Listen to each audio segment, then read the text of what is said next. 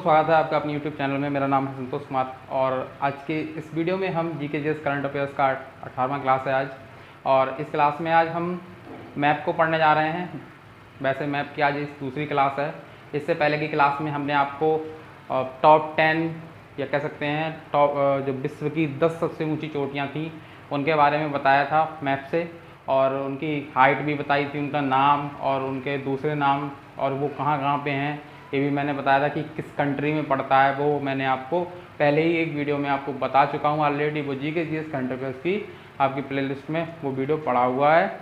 उसके आगे आज हम थोड़ा करके जो है थोड़ा बात करते हैं कि ये ट्रांस हिमालय और हिमालय क्या है, कैसे बना था और इसके अंतर्गत कौन कौन से पर्वत शिखर आते हैं, ठीक है। और बाकी और भी चीज़ें जो एग्ज़ाम के पर्पज़ से काफ़ी इंपॉर्टेंट रहती हैं इनमें, उनका भी आज इसमें स्टडी करने जा रहे हैं।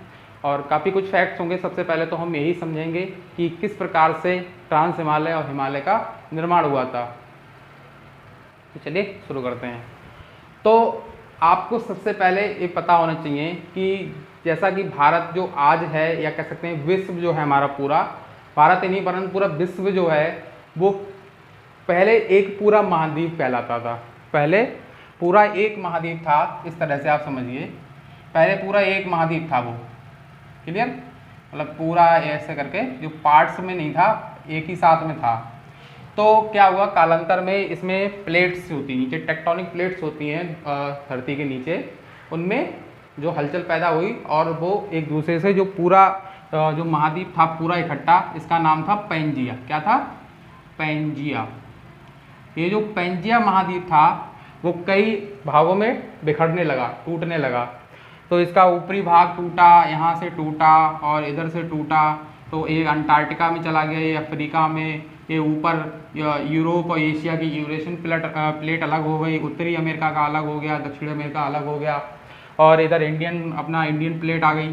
तो ये लगभग होते होते इस तरह से एक टाइम क्या हुआ कि इसमें यहाँ पे ये टूटा और इस तरह से कुछ पोजीशन बन गई। और यहाँ पर जो सागर था, क्योंकि महाद्वीप भी था तो पानी भी तो था, वर्तमान में भी तो पानी था, अब तो साथ जो है काफ़ी मतलब जी सब पानी ही पानी है पूरा यहाँ पे। तो ये इसका जो नाम था महासागर का, या जो उसका नाम था टेथिस। क्या था?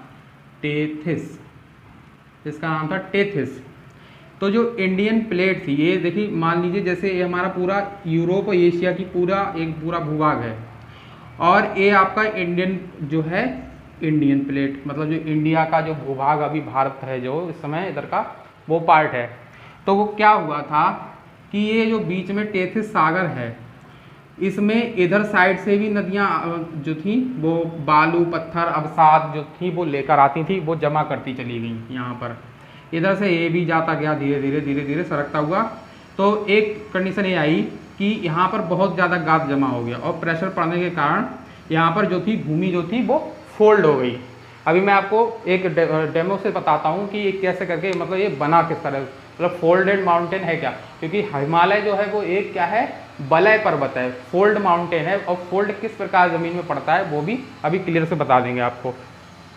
तो इधर से ये इंडियन प्लेट जो, मतलब इंडियन कह सकते हैं, इंडियन प्लेट या कह सकते हैं जो इंडिया का जो ये वाला भूभाग, इसको जो कि इसका नाम था गोंडवाना लैंड। इस टाइम गोंडवाना लैंड। और ये ऊपर वाला भाग क्या था?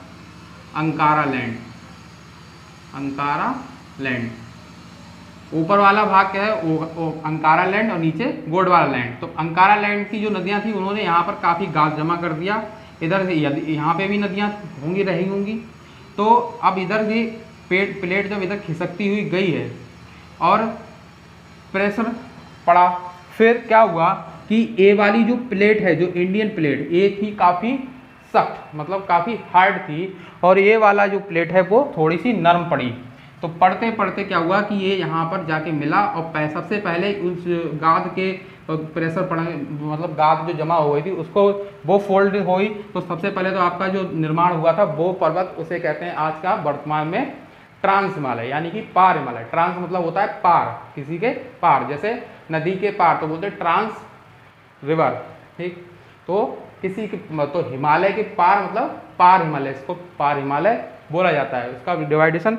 और ये वाली जो प्लेट थी इसमें ये खिसकती खिसकती गई है, तो आज का ये वर्तमान का जो हम भारत देख रहे हैं, मतलब जो हिमालय, इस तरह से मान लो कि इस तरह से हमारा जो इंडियन जो प्लेट जो यहाँ पर ये हमारा वो बन गया हिमालय और ये पार हिमालय।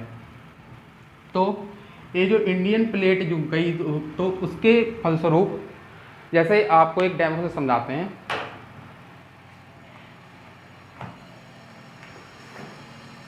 ये हमारे पास एक कॉपी है, तो इसको क्या करेंगे, जैसे अगर हमें इधर से प्रेशर लगाना शुरू करेंगे इस तरफ से, इस साइड से, और इस तरफ से भी प्रेशर लगाएंगे तो ये क्या होगी, ऐसे उठ गई नहीं, क्या करा, उठ गई है।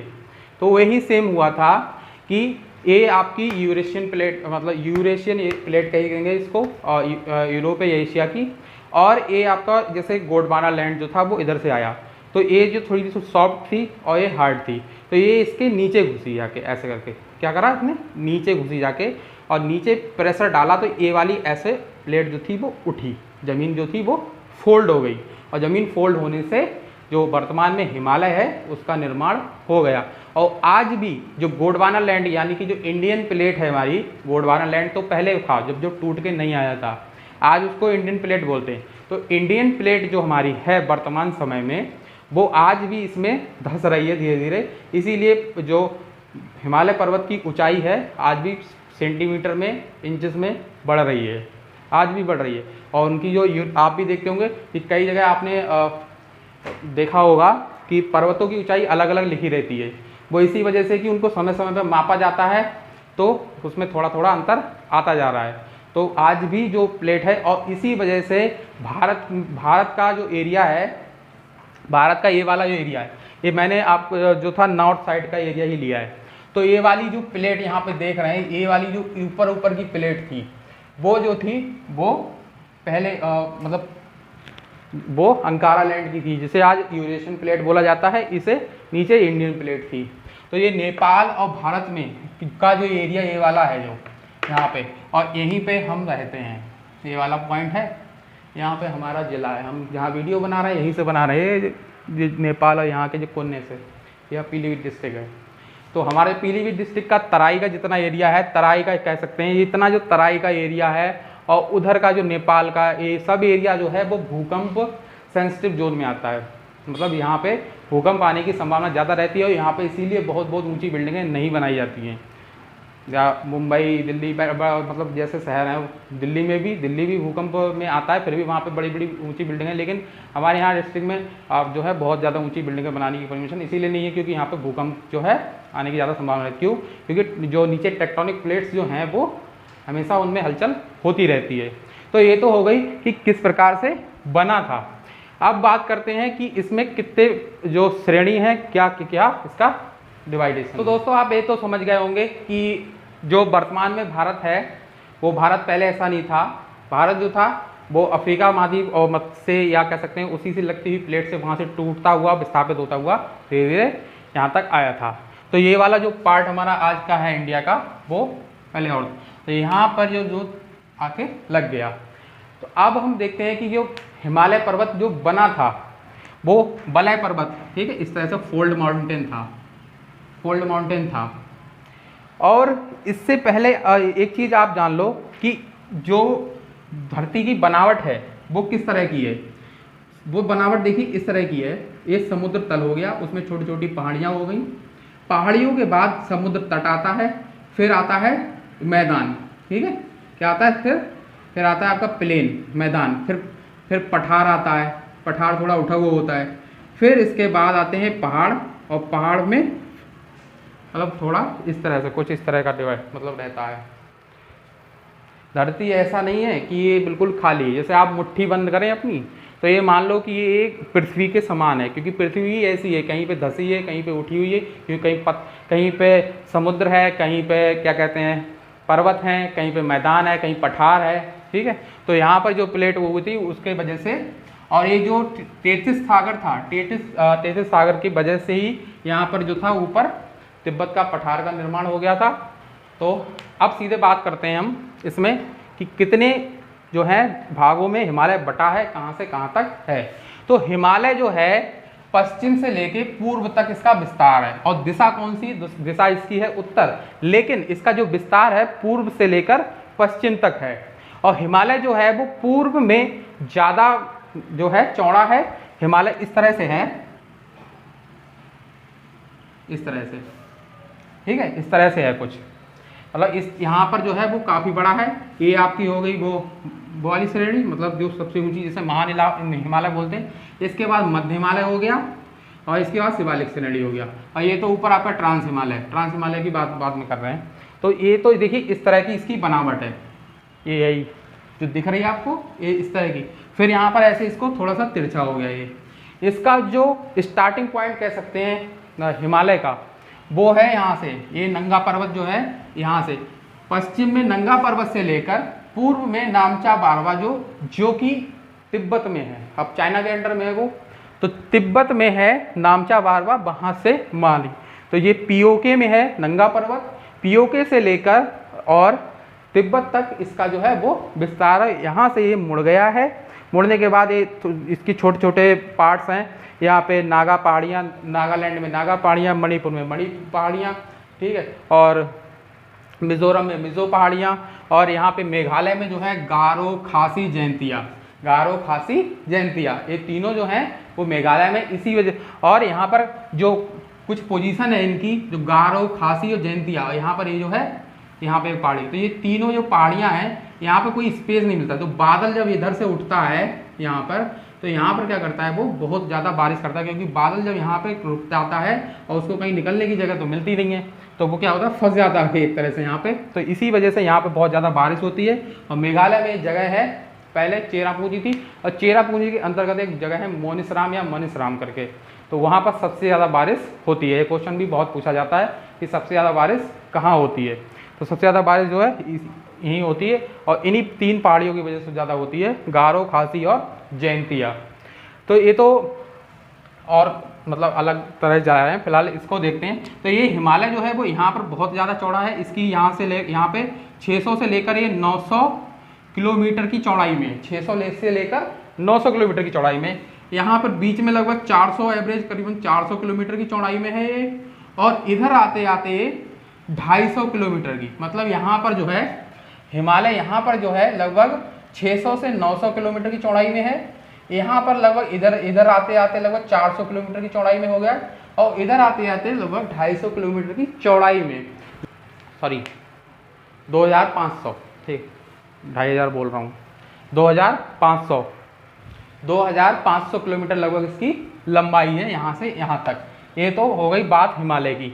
अभी हम हिमालय, अब इसके ऊपर जो है उसे बोलते हैं ट्रांस हिमालय या पार हिमालय, जो जम्मू कश्मीर और ये लद्दाख के अंतर्गत जो है आता है।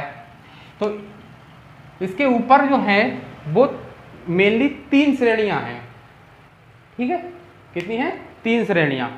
तो दोस्तों अब सीधे ये समझते हैं कि हिमालय पर्वत और ट्रांस हिमालय में कितनी कितनी श्रेणियां हैं और कौन कौन से पर्वत हैं। बात कंस्ट्रक्शन की, लंबाई चौड़ाई की, बाकी जो और चीज़ें हैं उनको सबको हमने देख लिया अब तक।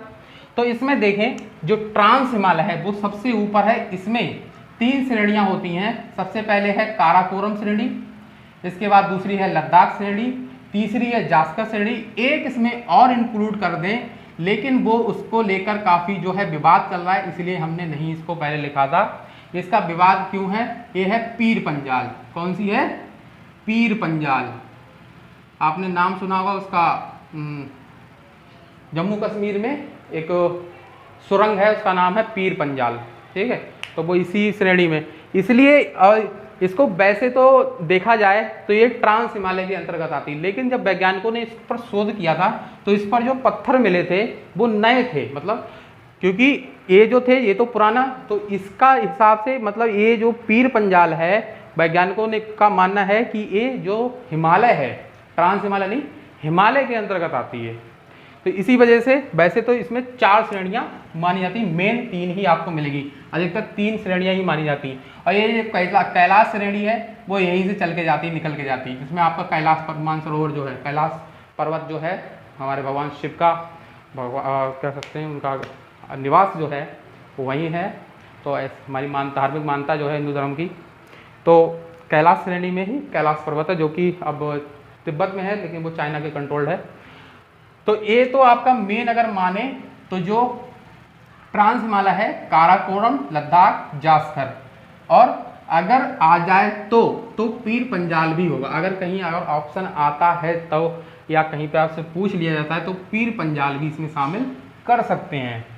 काराकोरम श्रेणी की जो सबसे ऊंची चोटी है, अब ऊपर से चलेंगे नीचे के लिए, काराकोरम की जो सबसे ऊंची चोटी है और भारत की सबसे ऊंची चोटी, काराकोरम श्रेणी की और भारत की सबसे ऊंची चोटी जो है वो है K2 या गार्डविन ऑस्टिन, जो कि ट्रांस हिमालय के अंतर्गत। आपसे क्वेश्चन पूछा जाए कि भारत की, सिर्फ भारत के का, भारत की सबसे ऊंची चोटी कौन सी है, भारत की सबसे ऊंची चोटी कौन सी है, तो आप बताएंगे K2 या गार्डविन ऑस्टिन, जिसकी ऊंचाई है 8611 मीटर। और इसी में एक क्वेश्चन आपका बनता है, हम यहाँ पे आ जा रहे हैं अब हिमालय में थोड़ी देर के लिए, सॉरी के लिए। एक कंचनजंगा है यहाँ पे, जिस क्या कहते हैं, नेपाल और सिक्किम के बॉर्डर पे है, नेपाल और सिक्किम के बॉर्डर पर है कंचनजंगा। कंचनजंगा जो है वो भारत में हिमालय की सबसे ऊंची चोटी है। अगर क्वेश्चन आता है हिमालय की सबसे ऊंची चोटी जो कि भारत में है, उसका नाम बताइए, तो आप बताएंगे कंचनजंगा। और इसकी जो हाइट है, मतलब जो इसकी ऊंचाई है वो है 8586 मीटर। क्लियर। तो ट्रांस हिमालय की जो होगी वो होगी K2 यानी गार्डविन ऑस्टिन, और हिमालय की होगी वो कंचनजंगा होगी। दो क्वेश्चन आपके यहाँ से क्लियर हो गए। मैं एकदम से ऊपर से नीचे आ गया, वो इसलिए क्योंकि क्वेश्चन सेम वाला है, सिमिलर क्वेश्चन पड़ता है। तो अब हम आते हैं थोड़ा नीचे काराकोरम से। अब इसके बाद आती है लद्दाख श्रेणी। लद्दाख श्रेणी में आपका जो सबसे ऊंचा पर्वत है वो है माउंट राकापोसी। इसका नाम क्या है? माउंट राकापोसी। इसकी हाइट है वो 7788 मीटर। कितनी है? 7788 मीटर इसकी हाइट है। और ये सबसे ज़्यादा तीव्र ढाल वाला पर्वत है। अगर क्वेश्चन पूछा जाता है कि सबसे ज़्यादा तीव्र ढाल वाला कोई पर्वत का नाम बताइए, तो वो हो जाएगा माउंट राकापोसी, जो कि पाक ऑक्युपाइड कश्मीर के अंतर्गत गिलगित बाल्टिस्तान में आता है। गिलगित बाल्टिस्तान और जम्मू कश्मीर राज्य में इसमें वर्तमान में लद्दाख में पहुंच गया है। अब आते हैं लद्दाख श्रेणी से थोड़ा नीचे जास्कर श्रेणी में। तो जास्कर श्रेणी में कोई खास ज़्यादा ऊंचा पर्वत तो कोई है नहीं, लेकिन ये जो है वो कह सकते हैं कि ये तीसरी श्रेणी है ट्रांस हिमालय की। इसके बाद पीर पंजाल है, और पीर पंजाल के बाद अब हम शुरू करते हैं अपना हिमालय पे आ जाते हैं। बिल्कुल, हिमालय पर्वत जो है वो 3 श्रेणियों में बटा हुआ है। सबसे पहली जो है सबसे ऊंची, दुनिया के सबसे ऊंचे जो पर्वत हैं, सबसे हाइट वाले जितने पर्वत हैं, टॉप 10 जितने भी पर्वत हैं, वो सभी के सभी इसी श्रेणी के अंतर्गत आते हैं। कौन सी श्रेणी? महान हिमालय, या इसको कहते हैं हिंदी में, इंग्लिश में कहते हैं ग्रेटर हिमालय, हिंदी में महान हिमालय या बृहद हिमालय, या हिमाद्री श्रेणी भी एक कहते हैं, हिमाद्री श्रेणी। ठीक है। तो इसका विस्तार नंगा पर्वत से लेकर रामचा वारवा तक, ये मैं पहले ही बता चुका हूँ। इसी में सबसे ऊंचे पर्वत जितने हैं, और ज़्यादातर, और इस जो एरिया में क्या होता है, बर्फ़ का ज़्यादा मतलब पाया जाना होता है, और इसमें वनस्पति का अभाव होता है। ये लद्दाख श्रेणी जो ट्रांस हिमालय है, इसमें भी यहाँ पर भी आपका जो है वो क्या कहते हैं, वनस्पति का अभाव है। जो लद्दाख पेंगोंग को लेके काफ़ी लोग घूमने गए, ब्लॉगिंग करने जाते हैं, तो उनका तो आप ब्लॉग में देखना, वहाँ पे आपको दिखेगा एक्चुअल में, वहाँ पे आपको पेड़ नहीं दिखेंगे, उसमें कहीं नहीं आपको पेड़ मिलेगा सिर्फ। तो उसे ठंडा रेगिस्तान भी कहते हैं। भारत का ठंडा रेगिस्तान लद्दाख को कहा जाता है, याद रखेंगे ये क्वेश्चन। ठीक है। गर्म रेगिस्तान तो वो है ही राजस्थान में उधर, तो जो ठंडा रेगिस्तान है उसे बोलते हैं लद्दाख को। क्लियर। तो जो महान हिमालय है, इसमें जो नंगा पर्वत हो गया, इसके बाद जो उत्तराखंड है, उत्तराखंड में आपका आता है एक बंदरपूछ, कॉमेट, और एक त्रिशूल श्रेणी मतलब है, और इसके बाद नंदा देवी। नंदा देवी को ज़्यादा याद रखना है आपको, क्योंकि यह उत्तराखंड की सबसे ऊंची चोटी है। इसको मैं पहले वीडियो में बताया था इस चीज़ को। तो उत्तराखंड की सबसे ऊंची जो चोटी है वो है नंदा देवी। फिर अब हम बढ़ते हैं उससे आगे आपका आ जाते हैं अब नेपाल में। हम कहाँ आ गए? नेपाल में। एक चीज़ और ध्यान रखेंगे, ये जो आपका ये वाला एरिया है क्या, भूटान। भूटान में कोई खास ऊंचा पर्वत कोई नहीं है, तो जो टॉप 10 कोई, अब जितने भी आपके जो ऊंचे पर्वत हैं, केवल एक K2 को छोड़ के, वो सभी लगभग इसी में हैं। किसमें? नेपाल हिमालय में। तो ये नेपाल जो है, नेपाल में ये धौलागिरी है। ये आपको अरेंजमेंट याद रख लेना, कभी कभी पूछ लेते हैं एग्जाम में। तो सबसे पहले इधर से चलेंगे, इंडिया की साइड से, इधर साइड से इंडिया के, इधर सिक्किम साइड है, इधर उत्तराखंड। तो उत्तराखंड से साइड से, यानी मेन कह सकते हैं पश्चिम से पूर्व। इस तरह के क्रम बहुत पूछे गए हैं ऑब्जेक्टिव में। पश्चिम से पूर्व विस्तार और पूर्व से पश्चिम का विस्तार, एक क्रम पूछा जाता है कि क्या होगा। तो सबसे पहले देखिए, पश्चिम से चलेंगे तो सबसे पहले धौलागिरी मिलेगा आपको यहाँ पर, धौलागिरी। धौलागिरी के बाद अन्नपूर्णा, फिर मनासलू या मनसालू, फिर आएगा आपका चोयू, फिर आएगा माउंट एवरेस्ट, माउंट एवरेस्ट के बाद लोहसे, और लोहसे के बाद मकालू। क्लियर? ऐसे। और उधर से अगर देखेंगे, मतलब पूर्व से पश्चिम का क्रम देखेंगे तो हो जाएगा मकालू, लोहसे, माउंट एवरेस्ट, चोयू या छोयू बोलते हैं इसको, छोयू, चोयू या छोयू, और ये आपका मनासलू या मनसालू, मनासलू या मनसालू, अन्नपूर्णा और धौलागिरी। ये अरेंजमेंट आपको बहुत अच्छे से याद रखना होगा। क्लियर? इसके बाद कंचनजंगा जो कि सिक्किम में है, सबसे ऊंची पर। इसके बाद एक नामचा बारवा, वो लास्ट पॉइंट, यहीं से आपका ये मुड़ के ये भाई साहब आगे जो है वो खत्म नहीं, हिमालय खत्म नहीं, इस बस ये है ना कि आगे पहाड़ियों के रूप में हो गया है, इसकी हाइट जो है यहाँ पे कम होती चली गई है। और ये उठता वैसे मतलब सकरा होता है, इसके पर्वत जो है ना वो नोकदार होते चले गए, पतला हुआ है लेकिन उठता ज़्यादा गया, लेकिन हाइट ज़्यादा ऊंची वाले पर्वत जो इधर नहीं है। सबसे ज़्यादा ऊंचे पर्वत जो हैं, दुनिया के जितने भी ऊंचे ऊंचे पर्वत हैं वो इस महान हिमालय या बृहद हिमालय श्रेणी में ही पाए जाते हैं। ठीक, जो कि हिमालय के अंतर्गत आती है। आपकी जो 3 श्रेणियाँ हैं ये वाली, ये क्या होती हैं? यही आपका हिमालय में आती हैं। किस में आती हैं? हिमालय में। महान हिमालय, मध्य हिमालय, निम्न हिमालय, ये 3 जो ये वाली लाइन, एक जो रेड लाइन और एक जो ब्लू लाइन, ये तीनों जो है वो हिमालय के अंतर्गत आती हैं। और ये महान हिमालय जो आपकी मध्य वाली हिमालय, इसमें कोई ज़्यादा ऊंचा पर्वत नहीं है। और लास्ट में एक आपकी आती है शिवालिक श्रेणी। कौन सी? शिवालिक श्रेणी। शिवालिक श्रेणी जो है, जो स्टार्टिंग में आप जब एंट्री करते हैं, जब आप नैनीताल जाते हैं और शिमला जाते हैं, कुल्लू मनाली जाते हैं, कश्मीर जाते हैं, तो आपको शुरू में सामने से दिखता ना मैदान से, जो हरे हरे जिसमें वनस्पति है, ठीक, ये इसमें क्या होता है, ये शिवालिक श्रेणी जो होती है, इसमें बर्फबारी तो नहीं पड़ती है, लेकिन यहाँ पर क्या होता है, वनस्पति पाई जाती है। इसलिए ये आपको जो सामने से दिख रहे हैं पहाड़, वो क्या है, वो शिवालिक श्रेणी है, या इसे निम्न हिमालय कहते हैं। बीच में इसके बाद जो है, जो आपके जो नदी घाटी, जो घाटियाँ पड़ती हैं, काठमांडू घाटी हो गई, और इनके बीच में जो पर्वत होते हैं वो मध्य हिमालय के अंतर्गत आते हैं। इसमें कोई ज़्यादा ऊंचा पर्वत नहीं है। तो मेन जो आपको याद रखना है इस वीडियो में, वो क्रम याद रखना है, कौन कौन सी श्रेणी किसमें है वो याद रखना है। और इसके बाद ये जो आपका जो इधर आ जाते हैं, अगर ये म्यांमार बर्मा जो है, इसमें यहाँ पे अराकान श्रेणी है, यहाँ पे योमा है, यहाँ पे पटकोई है, बहुत सारे हैं, ठीक, छोटे छोटे बहुत श्रेणियाँ हैं। अब इसका जो नेक्स्ट वीडियो हम सोच रहे हैं वो दर्रे वाला बनाने का सोच रहे हैं, तो मे बी जब आप देख रहे हो सकता है वो वीडियो तब तक अपलोड हो चुका हो। अगर वीडियो अच्छा लगा हो, आपको वैल्यू मिल रही हो इससे, तो प्लीज़ वीडियो को लाइक कीजिए।